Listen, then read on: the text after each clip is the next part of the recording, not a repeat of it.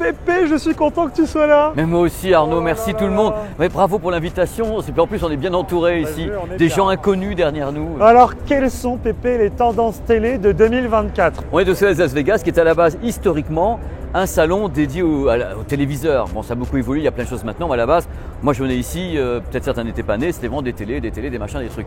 Donc cette année, on peut parler d'une continuité, mais avec quand même des tendances. C'est-à-dire qu'aujourd'hui, on est la présentation officielle ici chez Panasonic du nouveau téléviseur OLED, c'est quand même pas rien parce que c'est le MZ 2000 qui voit maintenant arriver un successeur pour le mois d'août.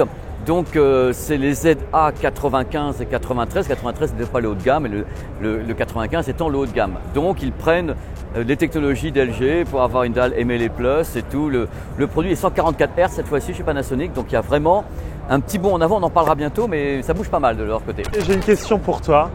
J'ai l'impression que c'est la guerre de l'OLED chez Samsung.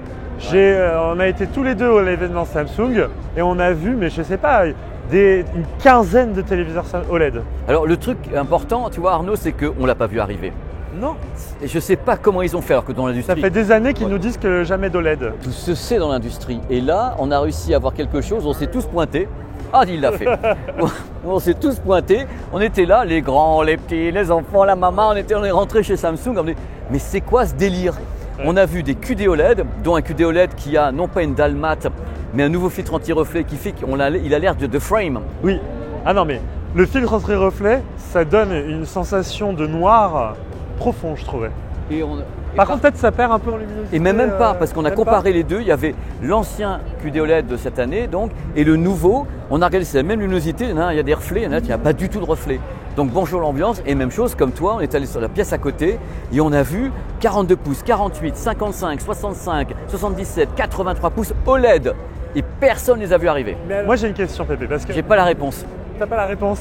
Attends, j'ai une question, Pépé, parce qu'ils se sont lancés dans l'OLED en disant oui, non, bon, c'est pas vraiment de l'OLED, c'est du QD OLED. Et là, il y avait l'appellation OLED au final. Est-ce que c'est plus du QD OLED ou c'est que de l'OLED? Alors, mon avis, ça n'engage que moi. Parce qu'ils n'ont rien dit là-dessus. Voilà, mais moi je les ai questionnés un peu. Je pense qu'ils ne veulent pas appeler les QD OLED des QD OLED. Quand tu regardes même sur les cartons, c'est marqué OLED. Mais je suis persuadé hier soir qu'il y avait des QD OLED.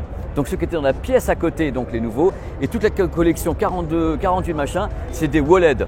Je pense que ce sont carrément des dalles LG.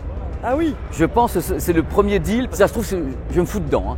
Je pense que d'après ce que j'avais vu dans un magazine coréen, il y avait un deal pour que LG fournisse à Samsung des OLED, donc des White OLED. Je crois qu'il y avait 1 ou 2 millions de pièces qui étaient prévues.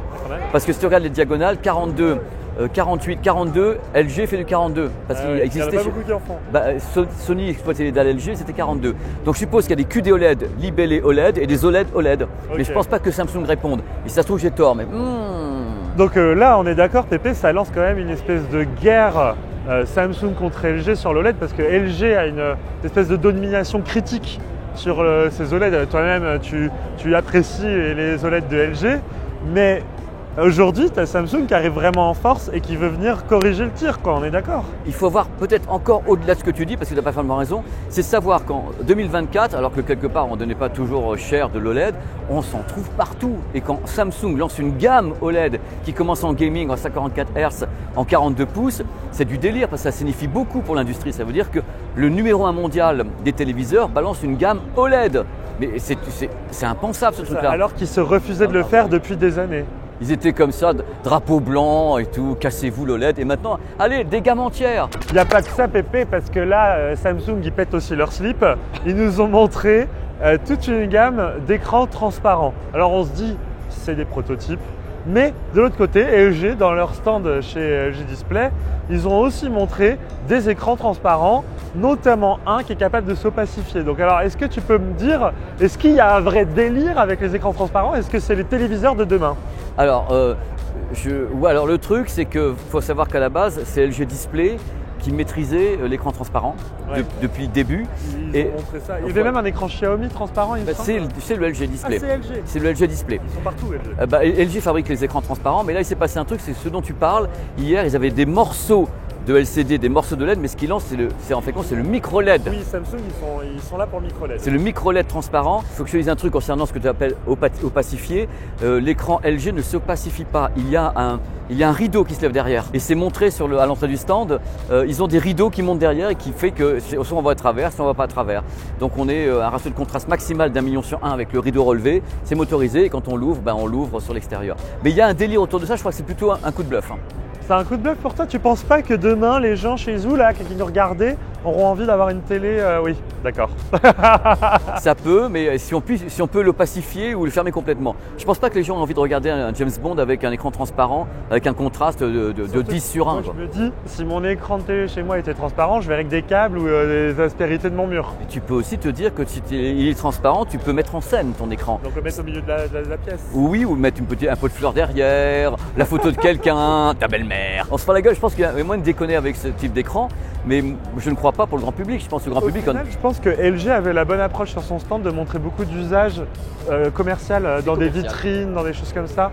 LG Display, dans des vitrines, etc. Plutôt que de le montrer chez les gens dans une vraie télé, quoi, en fait. Pépé, est-ce que sur ce salon à Las Vegas, tu as vu un ou des téléviseurs qui, pour toi, vont peut-être tout raser en 2024 quelque chose qui t'inspire, quoi? Alors, ici, c'est la course à la luminosité, tu le sais bien. Et là, Hisense a proposé un modèle 110 pouces UX. 110 pouces? Ouais, ils font pas de LED chez Hisense. Par contre, là, je ne sais pas s'ils vont pas en faire un jour. TCL. Donc, je ne connais pas. TCL, alors, Hisense, 10 000 Candela. C'est quoi la norme d'un téléviseur basique chez les gens qui nous regardent? Chez les gens, on est à 1200, 1500. Les G3 sont à 2000. 2000, c'est déjà haut. Et là, parce qu'il est grand, et donc il faut qu'il ait de la patate quand même. Là, c'est la première fois au monde pour le grand public qu'on a 40 000 zones indépendantes et une telle luminosité. C'est 10 000. Mais ça éblouit. C'est au-delà de ça. T'éclaires ta pièce. Devant toi, tu regardes et tu prends une glace, il y a tous les boutons, les rides et tout. Oh là là, tu dis, oh, c'est pas possible. S'ils mettent le soleil dans l'image, voilà. T'as l'impression de voir le soleil, quoi. C'est ça. Ouais. Et c'est en plus HDR, Dolby Vision, HDR 10+, donc en plus il est très violent. C'est un record, mais je suppose que s'il y a un record chez Hisense, eux, ils vont relever le défi. Et sinon, chez TCL, t'as vu des trucs intéressants? Le 115 pouces, du coup, parce que c'est la démesure, il faut quand même que les gens sachent que Las Vegas, c'est fait pour ça, c'est fait pour mettre plein les mirettes. Ça n'arrivera pas chez les gens. Mais l'idée, c'est que les constructeurs se fight, t'as bien vu. Et en télé, ils se fight à mort, là, maintenant. En plus, Samsung qui balance le LED. 115 pouces, c'est la taille d'un mur, en fait, Yes. qu'on se le dise. C'est 2,70 m, je crois, ou un truc comme ça. Et ils vont continuer à pousser des deux côtés, puisque ce qui est intéressant quand même, tu vois, Arnaud et les gens qui nous regardent, c'est qu'on se dit toujours, est-ce qu'il y a un plafond de verre pour les télés? Parce que justement, vous êtes beaucoup dans le smartphone. On se dit, voilà. Et on se dit qu'il y a un plafond de verre en ce moment. Voilà. Mais les télés, tous les ans, les mecs sont en train de péter les scores, péter les technos, rajouter des zones. Mais ça monte sans arrêt. Ouais. OLED et LCD. C'est incroyable. C'est incroyable. Pépé, il y a aussi les fameuses technologies micro-LED de Samsung. Yes. D'ailleurs, c'est pas les seuls. Maintenant, on voit à peu près toutes les marques qui ont leur version micro-LED. Sauf LG, j'ai pas vu chez LG. Si, il y en a deux. Si. Bah voilà. On voit toutes les marques qui ont une version micro-LED. Qu'est-ce que tu penses de cette technologie? Est-ce qu'elle devient un peu plus accessible? Parce que je me souviens qu'il y a 2-3 ans, quand on s'était rencontrés, tu m'avais dit le micro-LED Arnaud, c'est 1 pouce égale 1000 €. Donc si c'est du 50 pouces, 50 000 €. 2024, il y a une gamme, la première gamme micro-LED Samsung va être mise en vente à la fin du premier trimestre. Donc ça devient du réel. C'est-à-dire que réellement, on va pouvoir acheter, c'est la première fois qu'il y a une vraie commercialisation. Genre à la Fnac, à Darty, machin, on va les trouver. Alors, ça commence à 77 pouces, 89, 105, 111, 1000 € le pouce. Toujours 1000 € le pouce? Ça n'a pas bougé. Oh. Donc le ticket d'entrée, ce sont 77 000 €, 80 000 € le ticket d'entrée. Je ne sais pas qui va faire ce paiement par carte à la Fnac. Dites-nous le jour où vous allez faire ça, on vient, on filme. Ah oui. Donc ils le mettent en vente. Le prix n'a pas baissé parce qu'ils ne l'ont pas commercialisé encore. Mais du coup, ça va arriver quand même. Enfin, tu penses que cette techno va arriver chez les gens? Parce qu'on va pas se mentir, moi quand je vois ce téléviseur micro, et tu as fait un super reportage. Je recommande d'aller voir un reportage. On a été voir la fabrication d'un écran micro LED. Quand on voit un écran micro LED, on ne voit que ça. En fait, t'as beau avoir des OLED, des mini LED, tout ce que tu veux autour, le micro LED, il ne voit que ça. Oui. On est d'accord. J'ai du mal à croire que ça va arriver chez les gens parce que je ne vois pas le tarif bouger. La première vidéo sur le micro LED, moi, elle date de 5 ans. Et depuis 5 ans, on est avec le même tarif alors que ça produit en professionnel. Bon bah écoute, on verra. Si c'est commercialisé, il y a bien quelqu'un qui va l'acheter. Dites-le nous. Je le souhaite pour les gens, je souhaite pour vous que vous puissiez l'acheter ça parce que ça baisse d'un coup drastiquement. Bon, au-delà des télés, Pépé, il y a aussi la vidéoprojection. Et je sais que toi, tu aimes beaucoup le concept de la vidéoprojection ultra course focale. On a fait même un épisode de Ask qu'on vous recommande, qui vous a beaucoup plu. Et c'est vrai que bon, cet épisode-là, il y a peut-être 1 an et demi maintenant. Est-ce qu'il y a de la nouveauté côté vidéoprojection ultra course focale? Est-ce qu'on s'améliore sur ce secteur-là? Ouais, c'est les performances qui s'améliorent. C'est-à-dire que les appareils deviennent de plus en plus petits. On a vraiment des produits de plus en plus petits. Et les performances de luminosité et même de distance et de qualité des écrans, qu'on appelle UST, il y a des gros progrès techniques. C'est-à-dire que maintenant, on peut dire qu'une moyenne, c'est 2000, 2500 lumens pour ce type de produit. Et on a vu ici en avant-première des produits pour dans 1 an, 1 an et demi. C'est cette taille-là, la laser TV. Tu l'as vu? Non. Il y a un laser TV qui fait quoi? Ça.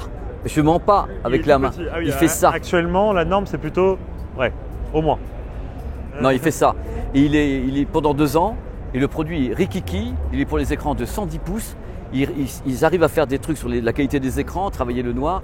Et sur le stand iSense, il y a carrément des équipes de Barco professionnels qui sont là pour travailler les prochains modèles. Donc iSense et Barco, secteur pro, c'est du délire. La laser TV, comme l'appelle iSense, ça a un vrai avenir, tu penses? Je pense. Ça va s'exporter en dehors de l'Asie? Parce que tu me disais toujours que c'est un marché très asiatique. Il faut que les gens découvrent. Le problème, c'est que ça reste pour les gens quelque chose de bizarre. C'est une sorte de grand écran. Ils appellent ça un téléviseur. Les gens ne le voient pas comme un téléviseur. Pas palpable, en fait. Ils ne le voient pas comme un téléviseur. Même si c'est des smart laser TV avec tout à l'intérieur, les gens continuent à dire c'est une projection. Tandis que le téléviseur reste quelque chose qui est très populaire en Europe.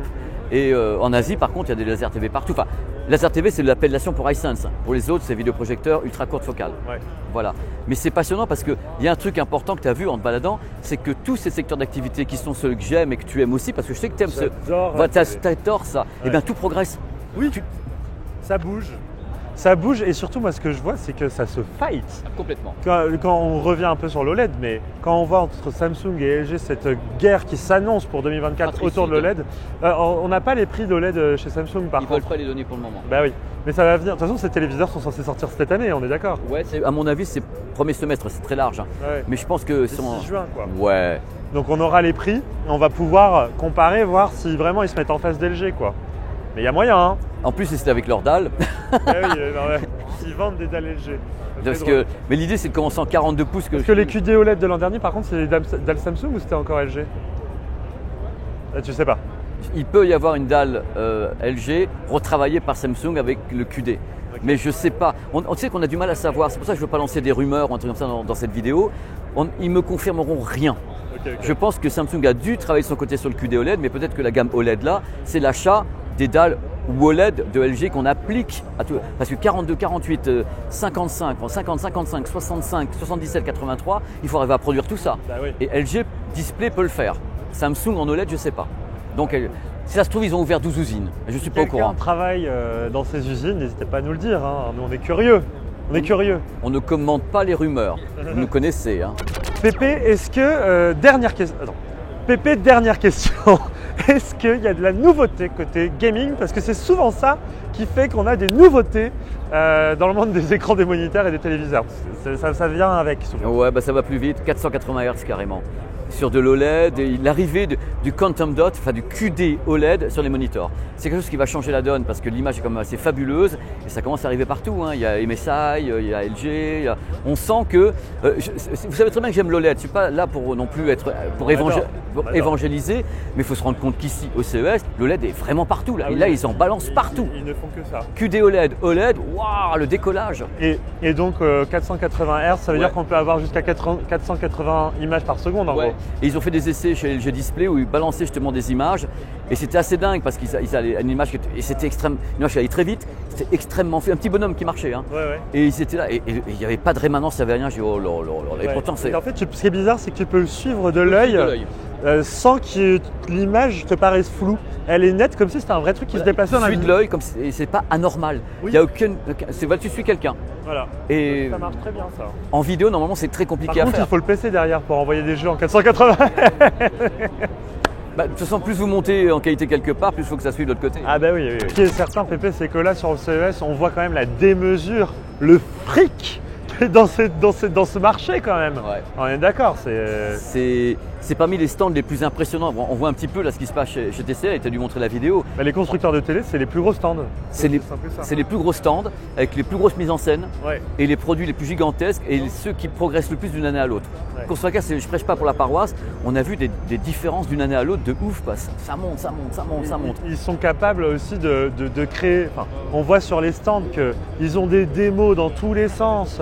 C'est une démesure folle et surtout ils sont tous à côté. Donc on peut vite comparer en se baladant d'un stand à l'autre. Le stand LG en général, tu sais, des écrans incurvés et autres OLED. Là cette fois-ci ils ont fait un mur entier d'écrans transparents, mais qui est mobile, c'est-à-dire les gens sont en train d'attendre, et les écrans arrivent devant eux, ils se lèvent, ils bougent et le truc il se désocculte. Et à un moment donné, les gens voient l'intérieur du stand où ils ne le voient pas. Et tu as l'écran qui bouge comme ça fait comme… C'est hallucinant cette mise en scène autour du transparent, c'est hallucinant. Bon bah écoute Pépé, je pense qu'on va continuer de marcher dans les allées et de découvrir toutes ces nouveautés. On te retrouve sur ta chaîne YouTube, évidemment, tu couvres tout le CES. Ouais, c'est un vlog par jour. Et bah ouais, c'est ça. Oh là là, le travail, les cernes. Et puis nous, on se retrouve évidemment sur Frandroid et tous les réseaux, notamment sur TikTok où on a fait une grosse couverture, où on vous montre toutes les petites nouveautés un peu intéressantes. Merci Pépé, c'était cool d'avoir répondu à toutes ces questions. On se retrouve sur la chaîne YouTube de Frandroid évidemment pour un prochain Ask bientôt. Ah oui, il y a des trucs à dire. Ah oui, il y a des trucs à dire. Merci, ciao.